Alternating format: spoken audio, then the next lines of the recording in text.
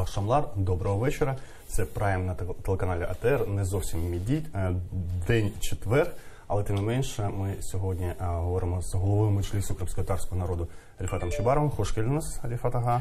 Хайрло Шамлар. И у нас сегодня такой немного необычный эфир, он по следам пропагандистского канала в Крыму, который создали для крымских татар, и такого так называемого ток-шоу «Консенсус», в которое российские власти включили уже такую тяжелую артиллерию пропаганды за несколько дней до так называемых выборов президента Российской Федерации, который будет проводить в Крыму. И весь акцент, весь фокус сейчас сместился на крымских татар. По-моему, не столь важно для оккупантов, какое количество вообще крымчан примет участие в так называемых выборах, но почему-то очень важно, чтобы показать участие крымских татар, с чем это связано. Не, если быть точнее, то для оккупантов важно, какой процент вообще в Крыму будет на этих незаконных выборах. Если не будет того, который они ожидают, они его припишут. Просто это связано с тем, что они хотят продемонстрировать всему миру, что как будто Крым переподтвердил тот сымитированный референдум 2014 года. Но при этом, вы абсолютно правы, неимоверное внимание сейчас уделяется именно крымским татарам, поскольку надо показать как бы вторую тезу, которую они вынашивают, русские оккупанты. Это о том, что крымские татары за 4 года опомнились, они осознали, насколько приход России для них благоприятен, и теперь они, в общем-то, даже лучше будут поддерживать Россию, чем все остальные. И поэтому сейчас идет беспрецедентные формы давления на крымских татар. Когда Ильнур Ислямов сегодня утром предложил мне провести этот эфир, поначалу, смотря первую часть, я думаю, мне не хотелось вступать в эту даже дискуссию. Там не стоит анализировать даже первые сюжеты, которые были показаны. Вообще вся тональность эфира, как в Украине плохо, как хорошо стало в Крыму при российской оккупации. Как крымским татарам ничего не давали и обещали все 23 года, и как неожиданно стали выполняться какие-то формальные вещи со статусом языка с приходом Путина и российской власти. Причем противоречия, понятно, чувствовались на протяжении всей программы, потому что, с одной стороны, давали понять о неких сбежавших бывших лидеров крымских татар, но при этом столько дорогого эфирного времени было уделено, что для меня было неожиданно, зачем же столько времени уделять сбежавшим и не оказывающим влияния на крымско-татарскую общину.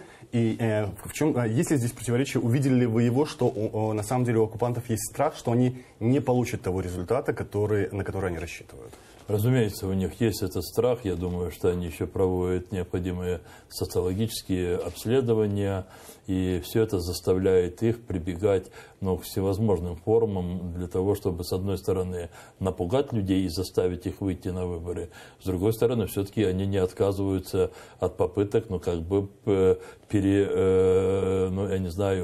перестроить мышление людей, их позицию.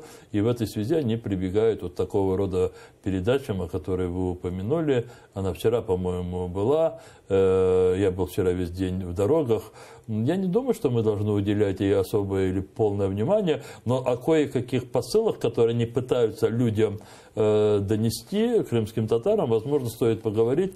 Я честно скажу, успел по диагонали посмотреть минут 15 этой передачи. Я не настолько в ней просто... Все полтора часа, чуть меньше полутора часа. И претензия номер один, большая претензия, что Меджлис боится своей интеллигенции. Меджлис никогда не любил интеллигенцию. Приводит в пример, что в первом составе были такие профессоры, как Рифат Апазов. Это один из зам Королева, работал в космической программе Советского Союза. Рефик Музафаров, первый профессор, который на крымско-татарском защитил свою диссертацию. Приводит пример их, что они были в первом составе Меджлиса и постепенно уходили. Приводит группу 1697 года кризиса, оппозиция, которая покинула, потом либо была изгнана из Меджлиса. Давайте послушаем, как об этом говорит бывший ректор или президент КГИПУ Февзи Якубов. Не успевают наши, по-моему. Интеллигенция мешала Мустафе. Так? Причем мешала, послушайте его речи, но он матерился всегда, даже на площади Ленина, где собиралось по 30 тысяч человек, но у него всегда звучала гнилая интеллигенция. гнилая интеллигенция. Он никак не хотел, потому что интеллигенция начала его поправлять, она начала приводить. Поэтому он собрал вокруг себя вот таких, как Чигос. Ну, в первую очередь, Февзи Якубов, я извиняюсь, несмотря на возраст, у меня не поднимается язык говорить «ага», поэтому я буду говорить Февзи Якубов. Он просто, мне кажется, здесь элементарно спутал, перепутал Ленина и Мустафа Джемилева, когда употребил термин «гнилая интеллигенция». Я думаю, что Февзи это помнит со студенческих своих времен, когда обсуждали этот тезис Ленина. Это первое. Второе. Вы здесь вспомнили Репатага Пазова, Репикага Музафарова. Здесь надо вспомнить и Серверага Амерова. Здесь надо вспомнить и профессора Муратова, ветеринар у нас известнейший. Это все те люди, которые составляли костяк первого меджлиса. Это был первый Хурултай. И мы им чрезвычайно благодарны, потому что очень многие, те, кто имел высшее образование и достиг, может быть, определенных позиций в своей сфере, они не хотели, они боялись лезть в политику, они хотели обустроить себя, они больше думали о том, чтобы как бы максимально использовать ситуацию, ну, в тех своих интересах, которые они преследовали, но очень многие, конечно, пришли в Крымско-татарское национальное движение, и поэтому здесь мы им чрезвычайно благодарны за то, что они были, и никто их оттуда не выводил. Вот тот темп крымско-татарского национального движения, темп борьбы, он все время приводил новых людей, а другие просто, уходя, оставались с нами, как Репатага Пазу, да, уж кто-кто, но с Репатага у меня была очень тесная дружба, и поэтому здесь мне особо не надо выдумывать, что кто-то про Репатага, или я сейчас хотел бы вспомнить, он был не доктором наук, он был кандидатом, но не степень определяет, да, ценность человека, и тем более его, может быть, человеческие достоинства. Нет, я хотел бы вспомнить Халилага Мустафаева, один из таких очень неистовых таких борцов, да, и его доклады по утратам, по ущербу, нанесенному крымско-татарскому народу.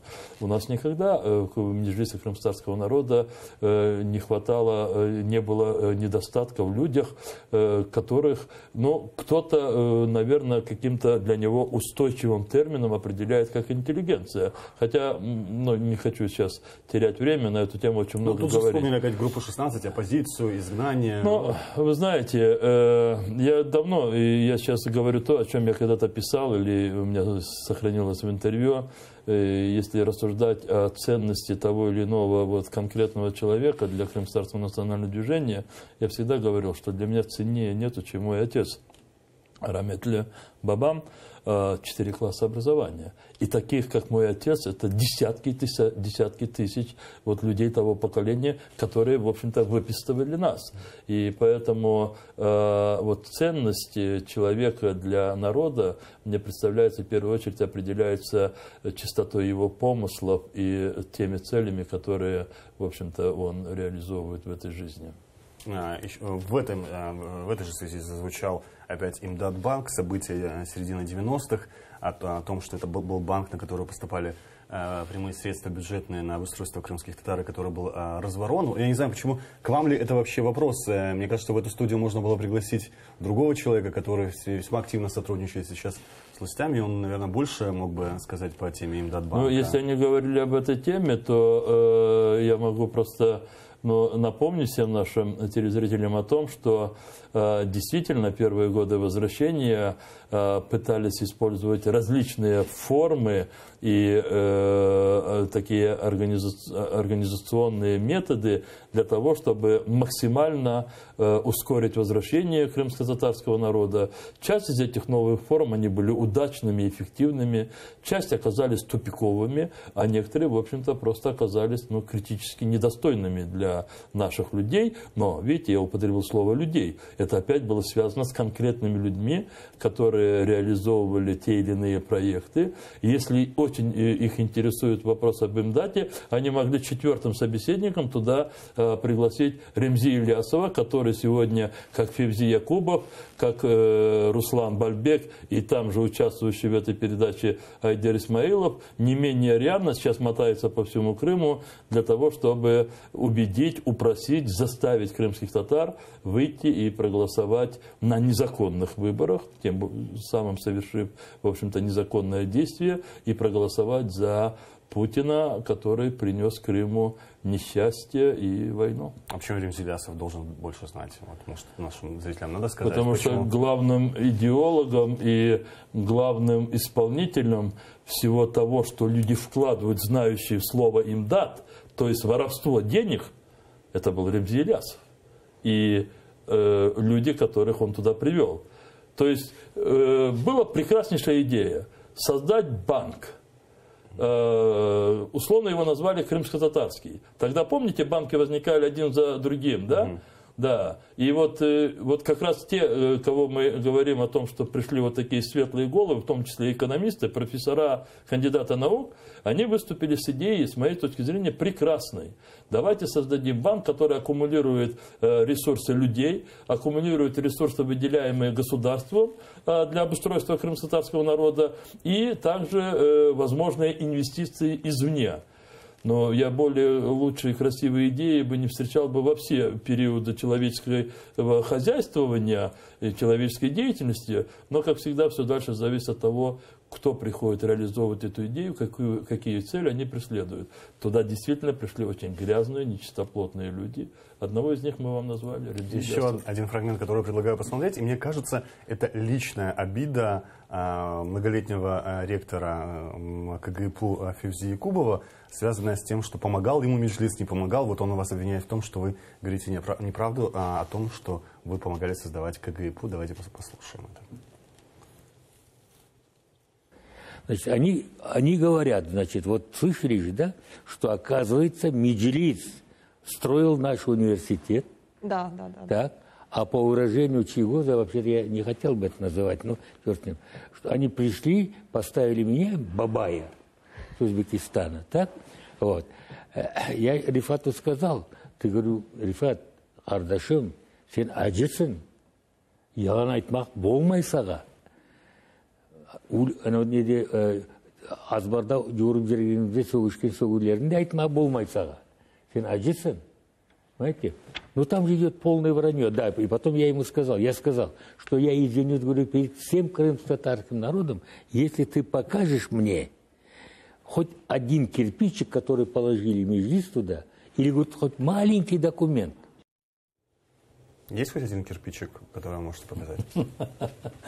Слушайте, мне иногда становится неловко, а иногда, в общем-то, и, ну, как бы я не очень думаю, правильно ли мы поступаем, когда в ответ на вот весь этот такой, ну, бред, мы говорим правду, потому что она может им там навредить. Я просто опасаюсь, там они все-таки живут в ситуациях, когда любое слово правды по отношению к этим людям может им навредить по-человечески. Я бы не очень этого хотел. Но вот в данной ситуации, ну, я не знаю, кто сколько сделал для того, чтобы действительно вот эта инициатива, идея наших ученых, в том числе и Февзи Якубова, чтобы она, ну, относительно успешно реализовывалась в тех условиях, в которых мы тогда все жили.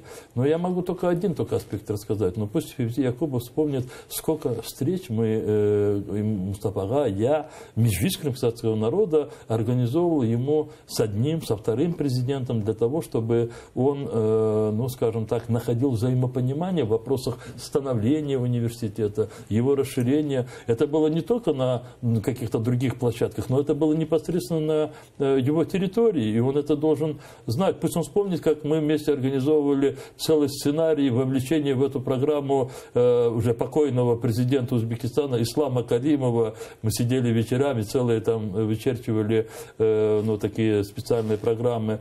Вы знаете, ну, Февзи в ходе этой передачи, наверное, много наговорил. Я еще раз повторяю, не все успел посмотреть, но некоторые вещи у меня действительно вызывали улыбку, некоторые сожаления.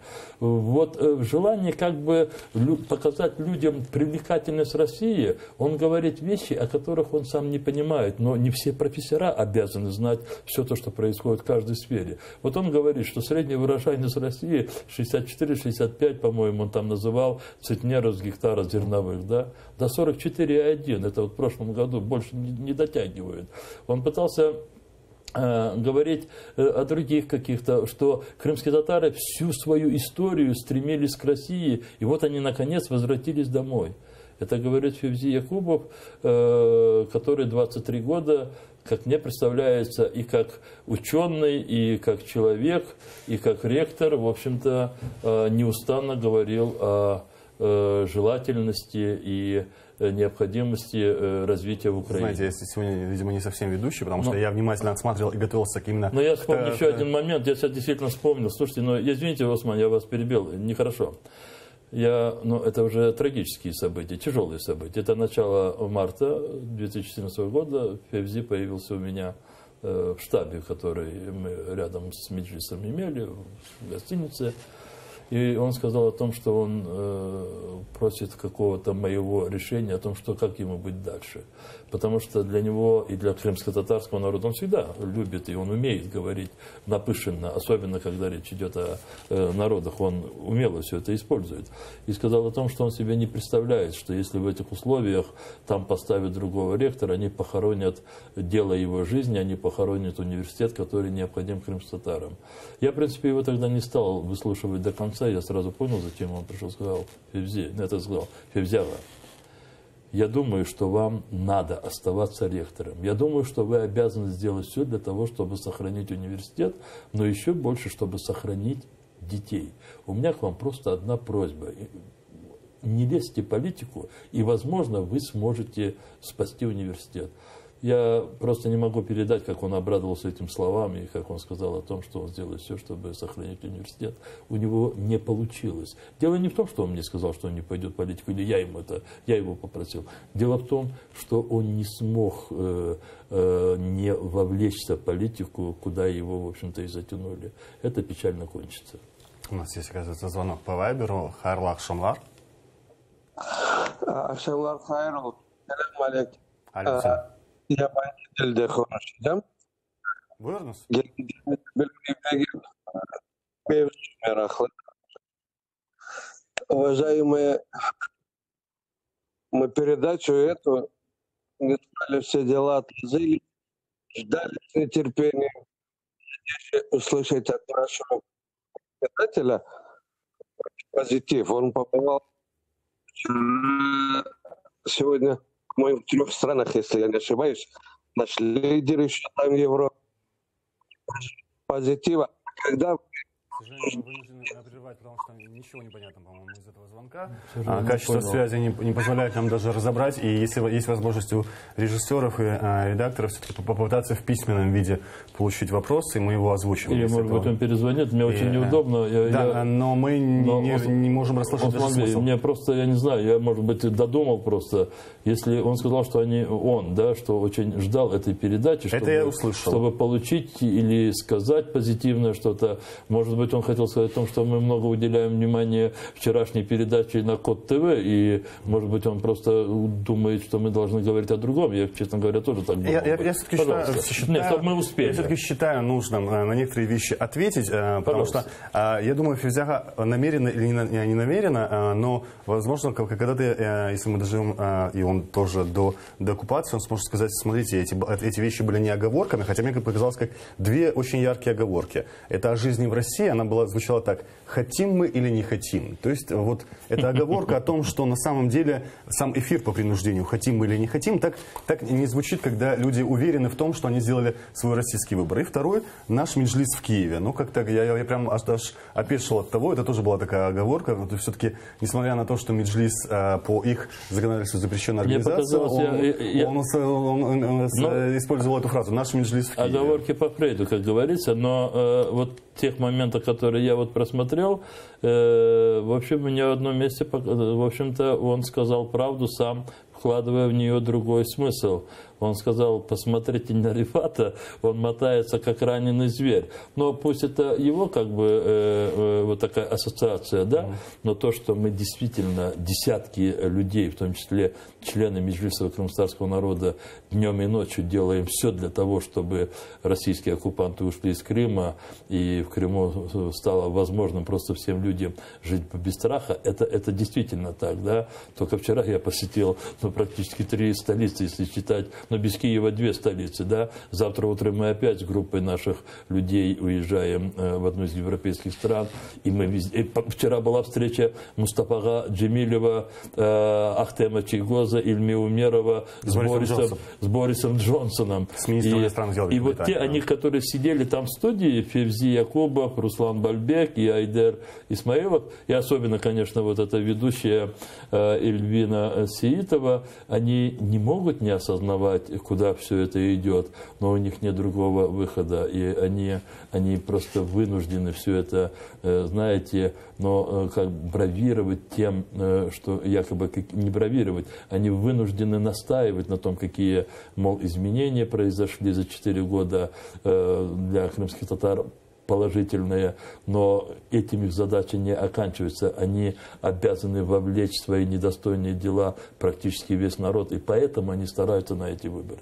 Один из укоров, он меня тоже позабавил, это он опять был посвящен телеканалу АТР, и показали кусок из ток-шоу «Мост», из большого ток-шоу, дорогого ток-шоу, который начался на нашем канале, где тот кусок видео, где вы вспылили и чуть не покинули эфир, когда Ленур Ислямов включил Ленура Усманова из Севастополя. Это человек, который был коллаборантом, и сейчас, судя по всему, уже от коллаборантов испытывает такое давление и готов вот включаться в украинские медиа, и он часто включается, и это вызвало, естественно, вашу реакцию такую.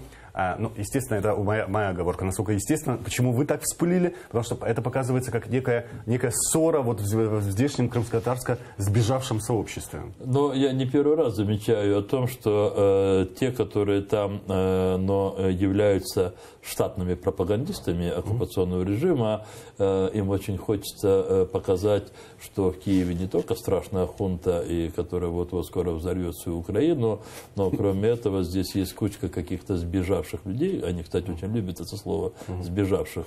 Я им, кстати, очень благодарен за то, что они употребляют это слово, потому что все люди знают, как здесь появился Мустафага, или, вернее, почему Мустафага не может въезжать в Крым. Они прекрасно знают, почему я не могу въехать в Крым. Они прекрасно знают, что Ахтем Чийгоз, как они говорят, сбежал через 3 года отсидки в тюрьме, и его оттуда просто передали за пределы Крыма, как и Ильми Умерова, запретив въезжать в Крым. То есть то, что они... По сути, это было выдворение. Да, это выдворение. И поэтому то, что они вот такую явную, знаете, ложь говорят, это плюс, в общем-то, всем нам, которые хотят разобраться, что там происходит. Так, я продолжу. И они при этом, конечно, очень хотели бы увидеть здесь какие-то, с их точки зрения, явления, которые бы говорили о нашем здесь каком-то, я не знаю, расколе, о каких-то расхождениях в нашей единой команде. Но и действительно в ходе передачи я вспылил. Я вспылил, тем более все знают мой вспыльчивый характер, тогда, как мне представляется, происходит явное смещение понятий или замена понятий, да? И тогда, когда для того, чтобы нам понять ситуацию в Крыму, показали на экране, вы же журналисты, я же не спрашиваю вас, что будет, как будет на телевидении, вы со мной не согласовываете. Я подумал о том, что это не совсем правильно. Мне не хотелось с ним дышать одним воздухом в студии, хотя он, в общем-то, был на мониторе, а не в студии.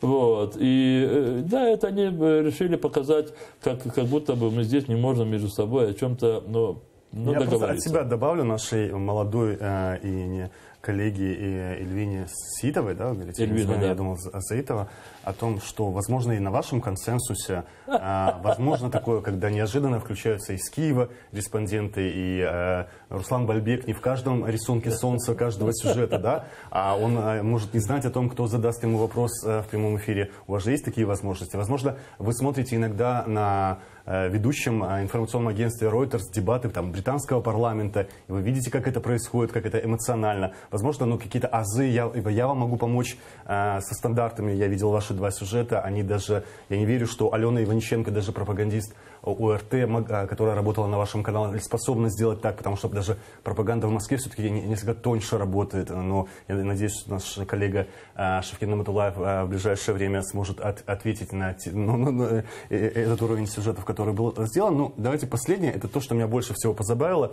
Это трижды на протяжении программы достаточно долгие апелляции к наследию Исмаила Гаспринского и попытка обосновать вот эту вот пророссийскость вот этих трех персонажей и, простите, журналиста, коллеги, почему крымские татары должны быть счастливы. Я предлагаю посмотреть этот кусок уже в исполнении Руслана Бальбека.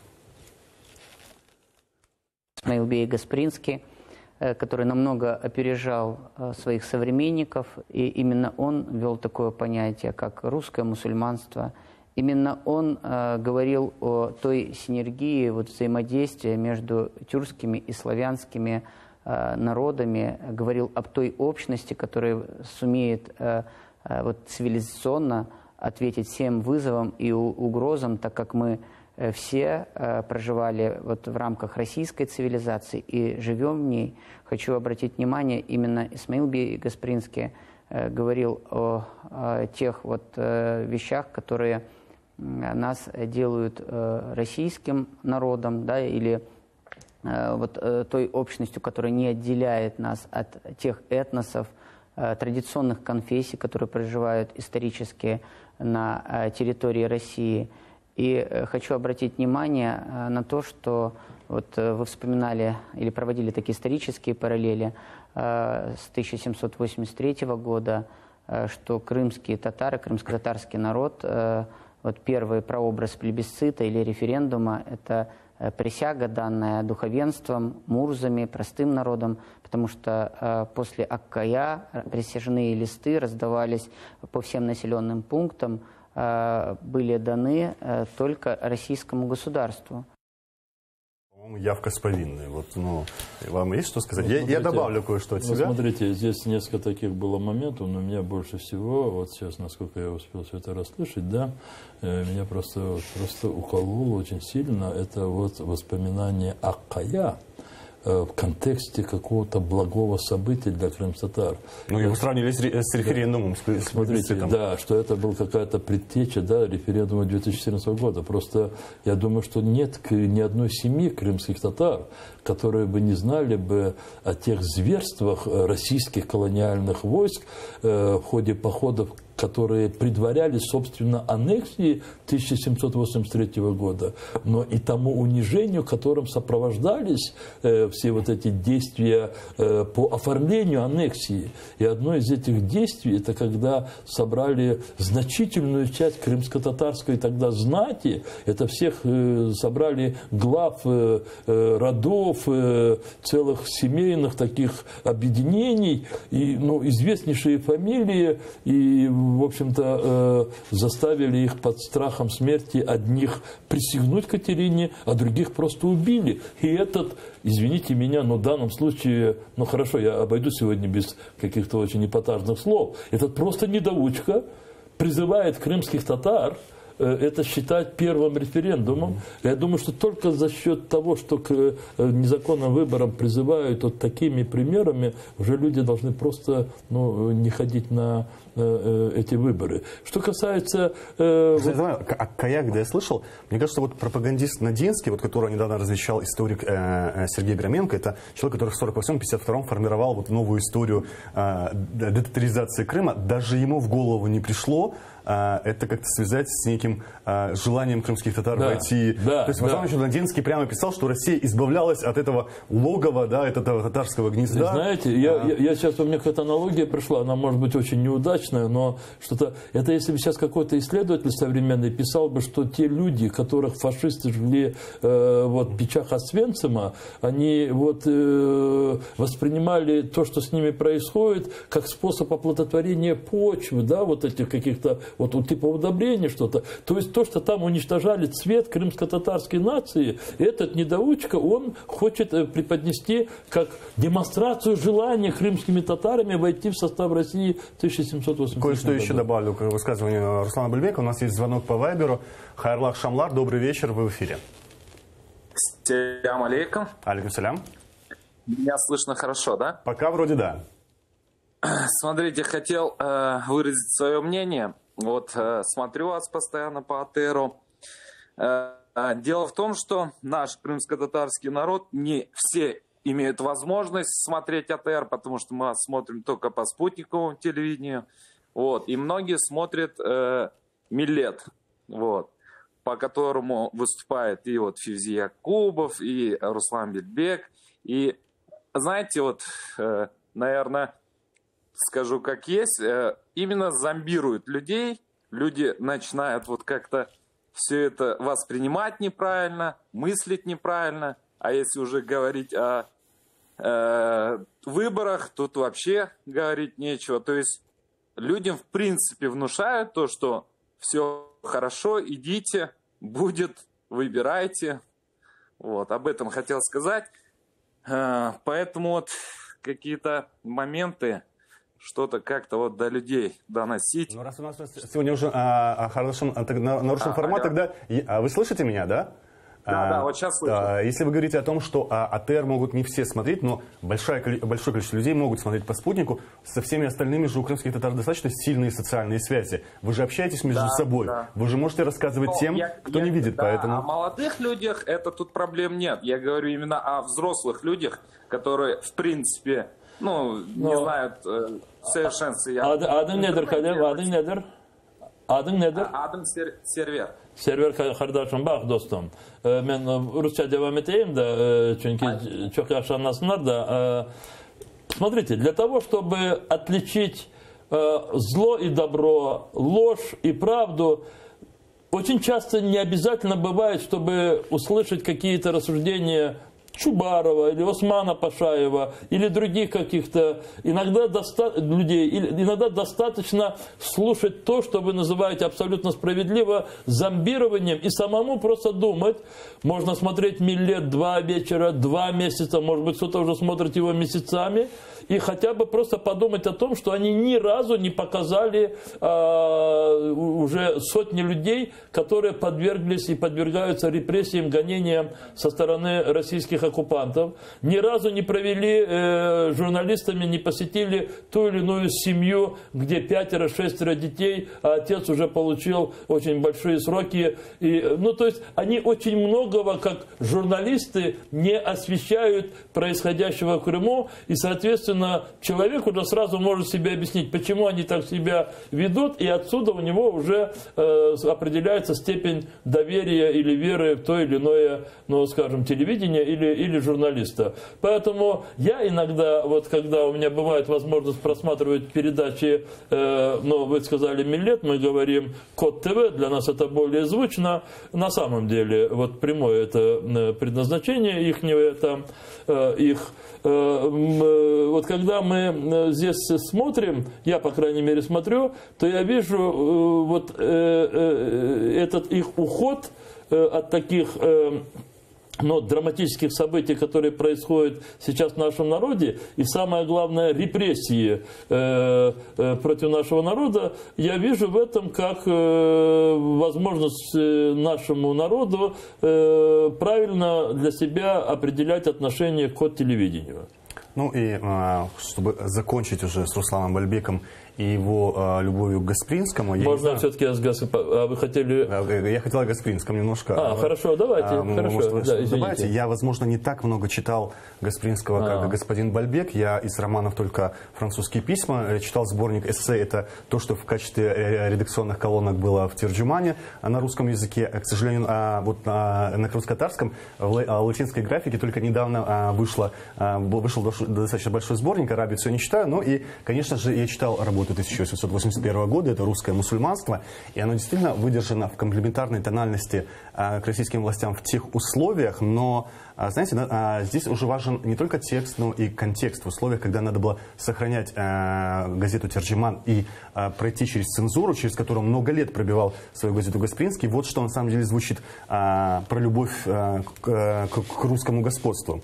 Не грустно ли в самом деле, что русское господство не ведет мусульман к прогрессу и цивилизации? Бессильно вдохнуть новую жизнь, идеи и стремления в область русско-татарской мертвечины, не говоря уже о материальных преступлениях. Мало того, я с болью должен констатировать, что при русском господстве пришли в некоторый упадок и те средства умственного развития татар, кои представлялись их школами и письменностью. В этой же работе Гаспринский говорит и об выдавливании крымских татар, и о потворствовании иммиграции, и много-много еще чего. Я просто, знаете, в рамках телевизионного формата зачитывать всю работу не стоит, но если уж господин Бальбек апеллирует к этой работе, то я бы предложил ему просто распечатать и раздать эту работу во время своих вот пропагандистских поездок по Крыму за Путина. Я думаю, у многих крымских татар просто раскрылись бы глаза на все эти аналогии, которые несет господин Бальбек, и по большому счету просто врет, если вам... Ну, смотрите, мы же исходим из того, что там в студии собрались люди, которые не просто хотели бы искренне, представим себе, что они так думают, да, вот так как они говорили, они в это верят. Вот представим себе на минутку. Тогда, конечно, они были бы более содержательны в своих выводах и, наверное, были бы более объективны тогда, когда они прибегали к нашей прошлой истории, тем более к таким именам, как Исмаил Гаспринский. Как минимум один участник этой передачи является историком. Это сама ведущая Эльвина Сиитова. О, тогда для нее еще... Для Эльвины Сиитовой система ассимиляционной политики, с какой бы выдержкой она ни проводилась, носит в себе характер принуждения, ограничения прав данной народности, и поэтому одному уже имеет за собой очень мало симпатий. Это из той же работы госпожа Сиитова, «Русское мусульманство», которое называется. Смотрите, вот я тогда продолжу, что как минимум один участник историк, Эльвина Сиитова, и она не может не знать о таком принципе, как историзм. Это научный метод, когда то или иное явление, действие, событие оценивается с точки зрения анализа всех условий, конкретных исторических условий, в которых это событие происходило, или, скажем, вот такой деятель, как Исмаил Гаспринский, жил. И если бы этот метод бы применялся, то тогда бы те люди, которые прибегают к той или прибегают к цитированию Гаспринского, они всегда бы могли бы тогда очень четко пояснить, почему и каким образом, да, вот именно так сформировал свою мысль или свои предложения Исмаил Гаспринский. Здесь даже с цитированием сложилось. Возможно, можно в пропагандистских целях вырывать из контекста. В пропагандистских целях можно даже вырывать из контекста. Я хотел бы увидеть хотя бы те цитаты, которыми госпожа Сиитова и господин Бальбек хотя бы попытались апеллировать, хотя бы вот каким-то образом эту пропаганду сделать похожей на пропаганду. Даже слушайте, с этим не справились. Есть такие вещи, которые, когда ты говоришь, практически никогда до этого не говорив, и говоришь в эфире, многие люди могут поставить под сомнение. Но то, что я сейчас скажу, я рассказывал очень многим из нашей команды, и эти люди могут подтвердить, что такой разговор состоялся. Я хочу сказать еще, просто продолжить про Гаспринского. Когда я избрался депутатом, впервые, моя была первая каденция Верховной Ради Украины, и в один день мы встретились с Февзи Якубовым. У меня была небольшая приемная Верховной Раде Крыма, пока ее Грач тогда не забрал, он стал тогда председателем. И тогда были определенные сложности с будущим университета. У меня все время была боязнь того, поскольку мы не могли вырвать институт из-под подчинения к Министерству образования Крыма, и финансирование, всякие какие-то бюрократические какие-то процессы зависели от того, кто во главе Верховной Рады Крыма, кто во главе министерства. И вот это очень неустойчивое отношение к крымским татарам среди крымских политиков, оно очень чувствительно отражалось на университете. И в один день для того, чтобы каким-то образом не дать, избежать в будущем каких-то возможностей такого кардинального изменения предназначения университета, я предложил Февзи ага Якубову, вот в том кабинете, который я называю приемной, тогда в здании Верховной Рады Крыма, я предложил, чтобы мы университету присвоили имя Исмаила Гаспринского. Я сказал, что это, возможно, будет одним из таких символов, которые, они не решатся переступить его, если вдруг будет угроза переформатирования университета. Я скажу, что Февзи ага мне тогда сказал.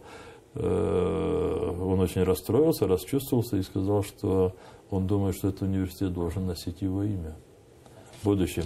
У нас есть два звонка, и они уже, мне говорят в ухо, что у нас один из звонков по Вайберу, по телефону. Давайте по очереди. Вайбер, это, судя по всему, из Крыма. Салям алейкум. Алейкум салям. Рифат ага, хочу сказать вам, что если крымско-татарский мужчина не вспыльчив, то я бы сомневался в его этничности. Мы все вспыльчивы. Но и второе, надеюсь, что Бекбек или его шестерки слушают вас тоже. Было затронуто очень приятное мне слово «Ахая». Мои предки здесь живут 600 лет. И я бы напомнил Бекбеку, этому маленькому Геббельсу, о том, что на Ахае еще при ханские времена казнили предателей. И пусть он это помнит. Спасибо, то, что вы сказали. Но действительно, вспыльчивость, она многим нам присуща, но все же так знают хорошо, что я очень быстро отхожу. Это действительно знают все. Поэтому моя вспыльчивость, она не носит кому-то какую-то угрозу, но лучше иногда себя удерживать в руках. Вы сейчас еще раз сказали про Ахая. И я понимаю, насколько для вас это больно. А я хочу вот в ассоциации Ахая еще раз вернуться к теме интеллигенции.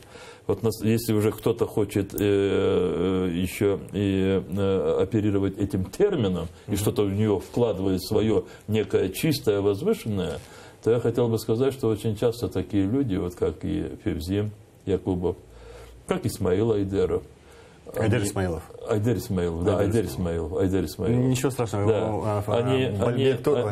Они, если себя причисляют к этой категории, то тогда, конечно, они должны были бы и ранее, более таких безопасных условиях, вести себя таким образом, что соответствует в их понимании этому термину.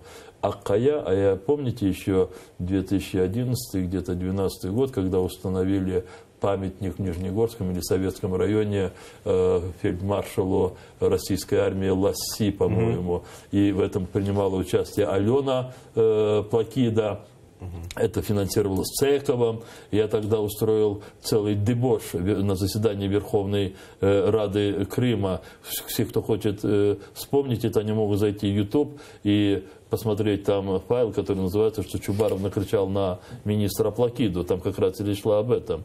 У нас почему-то никто из тех, которые сегодня вспомнили, что они интеллигенты, про это никогда не говорили. Вы слышали, что Февзи Якубов предыдущие годы рассуждал о том, что надо сбалансированно освещать историю Крыма, что надо показывать деятельность Исмаила Гаспринского, ну и многое другое.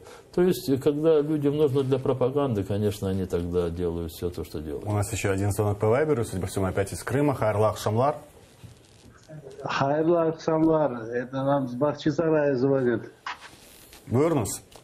Я не смотрю передачи Миллет, но сейчас я просто удивлен. Эти люди забыли, наверное, кто их деды, или у них вообще не было ни дедов, никого не было, наверное, родственников, которые пострадали. Поэтому они, наверное, там и ходят. Я очень благодарен Рифатага за его работу. И всех остальных, кто там работает, саголнус. Удачи вам, всего хорошего. Саголнус. Небольшая ремарка еще по Февзию Якубову. Я уже хотел закончить. Мы даже столько времени уделяем тамошним крымским политикам, сколько они уделили, в принципе, нашим программам и здесь вроде бы сбежавшим, и невлиятельным, и немногочисленным. Приходится просто отвечать. Вот это у Февзия Якубова была такая ремарка о том, что все эти годы он сотрудничал с Меджлисом, чтобы сохранять хорошие отношения и не ссориться. Я так понимаю, что, возможно, когда-нибудь он об этих передачах и сотрудничестве с Бальбеком скажет то же самое. По-моему, это и не только он скажет. Очень многие будут объяснять, почему они сегодня занимают вот такую, ну, просто позицию против собственного народа. Я немножко хотел бы еще сказать о том, что я действительно понимаю, что передача заканчивается. Возможно, передачи «Миллет» надо смотреть. Надо смотреть, чтобы просто увидеть вот это различие, понимаете, или ту опасность, которая нам привнесена с начала оккупации. И то, что есть среди нас такие, которые проводниками выступают этой опасности. И для каждого, любого думающего человека, здесь не обязательно надо иметь высшее образование, не обязательно надо быть умудренным годами человеком, как молодые, так и старшие люди. И вот посмотрев такие передачи, если они хоть чуть-чуть себя немножко заставят размышлять, они сразу, в общем-то, понимают вот абсурдность всех тех вещей, которые говорится. Я все-таки вернусь к тому моменту, когда вы вспылили на мосте.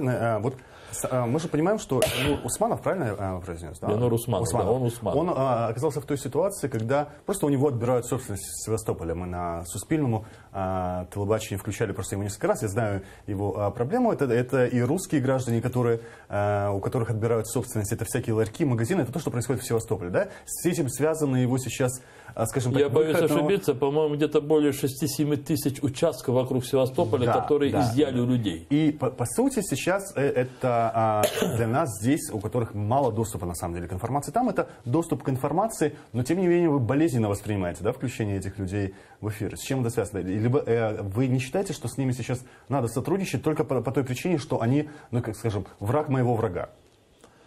Но, знаете, но все равно надо немножко вот, оберегать руки от грязи, да, насколько это возможно. Политики это совершенно трудно бывает, да, но в общениях между собой, смотрите, что сейчас получилось. Ведь буквально эти дни происходит беспрецедентное давление, и буквально вот до начала передачи я здесь некоторым вашим коллегам рассказывал о том, что мне, видя то, что я написал на Фейсбуке, что я еду на АТР, было 2 звонка из Крыма.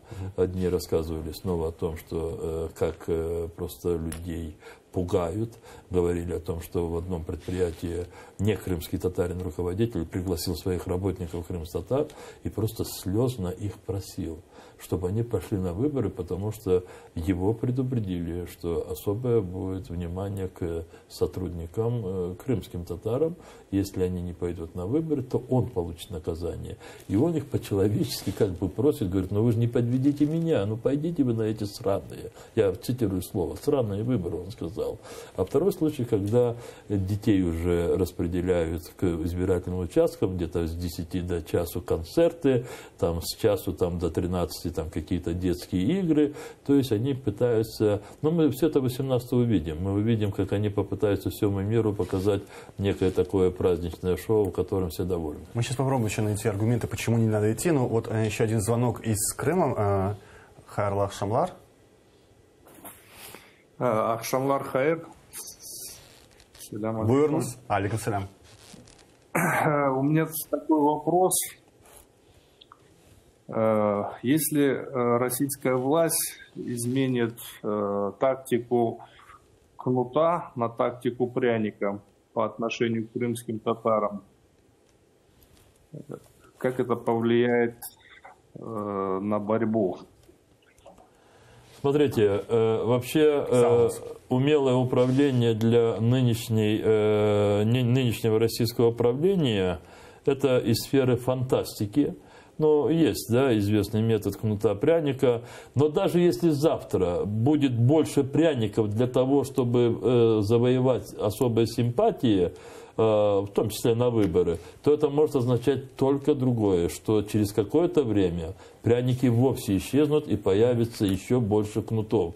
Ничего никогда в России не делалось даже заметное такое благое дело для того, чтобы потом не приступить к репрессиям. Никогда. Ну, я добавлю просто от себя. Дело в том, что тактика пряника, она не может быть искренней, долговечной и системной. То есть пряник как просто способ обмануть, мы это видели в своей истории очень много раз, и после 1783 года, и после политики татаризации, когда большевики заигрывали с крымскими татарами, и в 90-е годы при демократах и покойной Галине Старовойтовой были эти попытки пряника и заигрывания, но страна, которая искренне не использует политику кнута, она не устраивает войны, гибридные войны, убийства людей, захват территорий. То есть, как вы себе представляете тактику пряника в условиях войны и оккупации? То есть, мы можем понимать, что это может быть задабривание, которое пытались сделать на протяжении февраля, апреля в Крыму, когда шла речь о восстановлении национальной автономии, квоты 20%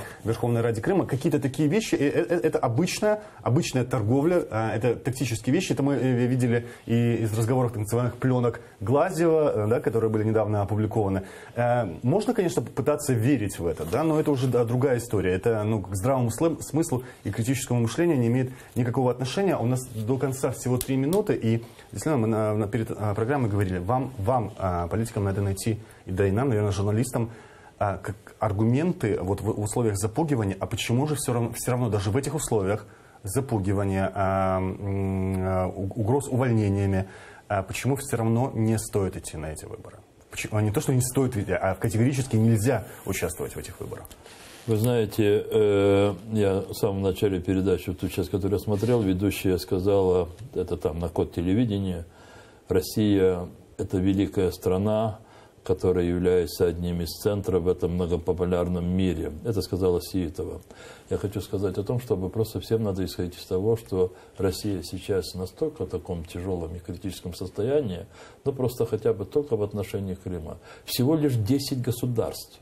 И то все такие сателлиты российские, Венесуэла там, и другие, которые, КНДР, которые признали аннексию Крыма. 10 государств без России.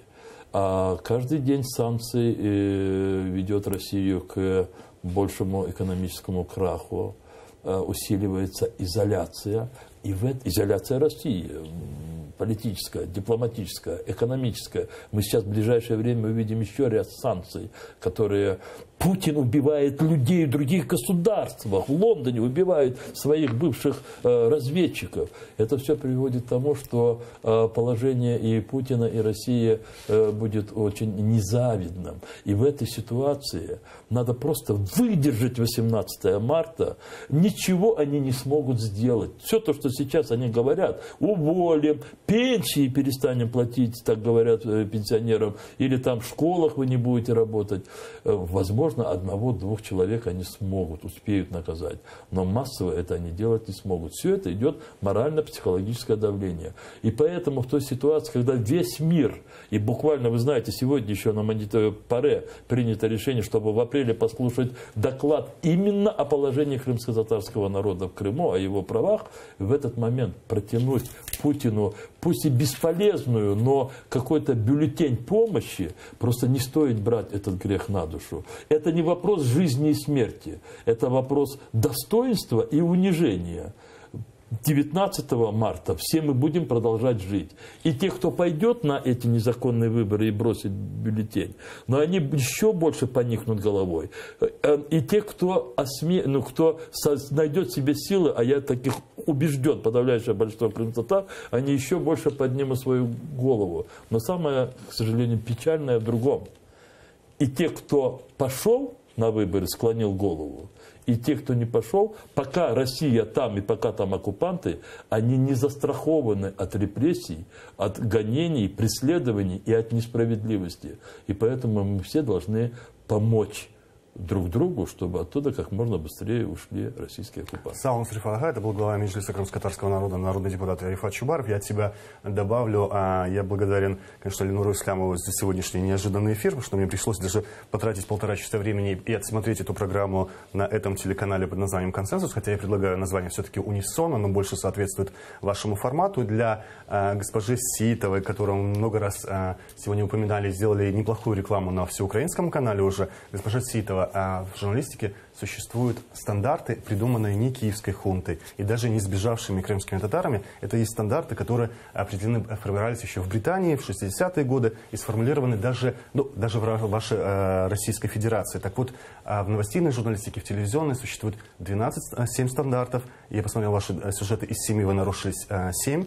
И 17 этических норм, из которых вы нарушили 12. Обратите внимание, не надо так недооценивать свой народ, который привык за эти годы все-таки уже к другому качеству журналистики. И даже в Крыму есть немало людей, которые не покинули в Крым в вашей лексике, не сбежали его и знают, что такое эти стандарты. И потребитель этой информации, прежде всего крымский татарин, он уже тоже готов к другому качеству информации. Саунс, это был Прайм на телеканале АТР.